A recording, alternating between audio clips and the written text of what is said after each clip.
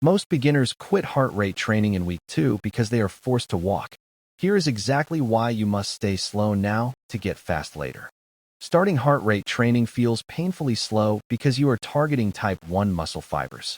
You aren't just training your legs. You are physically remodeling your cardiovascular system to increase capillary density.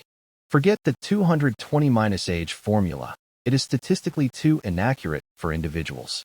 Instead, find your aerobic ceiling using the talk test.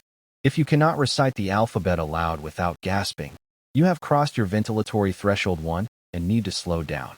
Here is your roadmap for the ego check phase in weeks 1 through 4.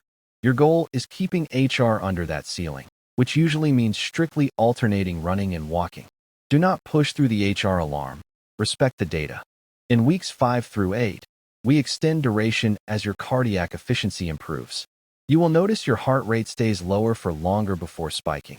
This is a reduction in cardiac drift as your stroke volume increases.